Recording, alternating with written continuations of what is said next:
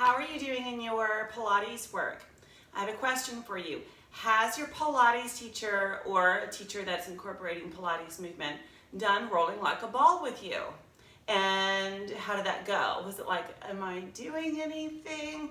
I remember like the first 5 years of doing rolling like a ball, I just felt like I was rolling around on the floor. Like I didn't feel like anything was happening and I didn't really understand the point of the exercise.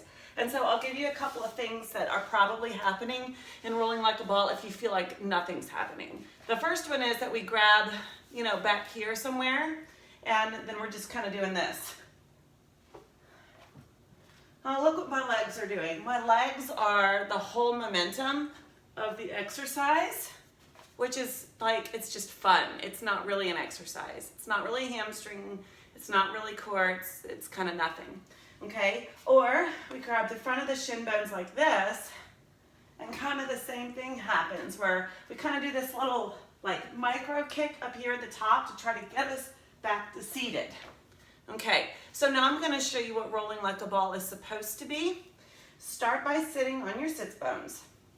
Come to your ball of your foot or your toes. Take your hands to your shin bones. Pull your shoulders back and down and up through the back top of your head. So you'll see that right now I'm in a really great alignment.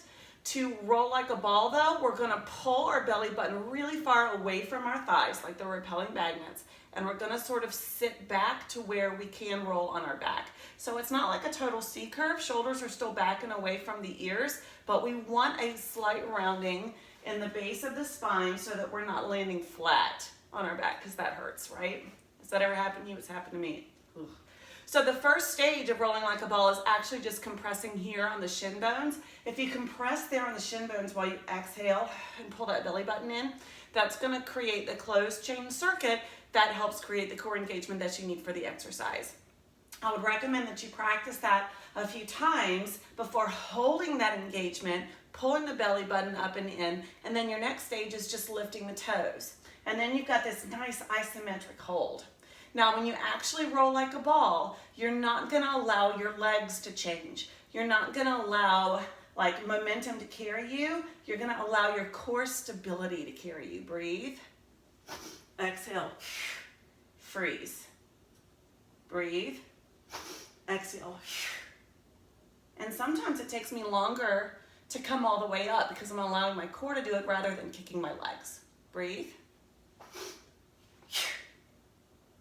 And then you can do fun stuff at the top too, like you can add boat pose. You can add V's, okay? And then you can add different things with your arms and your legs. And once you get advanced at rolling like a ball, you'll roll like a ball without using your hands, but still have that level of core engagement, still not kick your legs, and be able to balance at the top. There's so many things that you can do with this exercise. So don't be afraid to start where you're starting today, even if you're just sitting up and doing the isometrics. Next stage, try rolling back without kicking your legs and doing momentum. Here's what might happen. And that's okay. Or if you're advanced and you're really feeling core engagement and you're really feeling strong, add some balance poses at the top. Try it without your arms. Have a little bit of fun with it. That's your little fit tip from me today. Have a great rest of your day.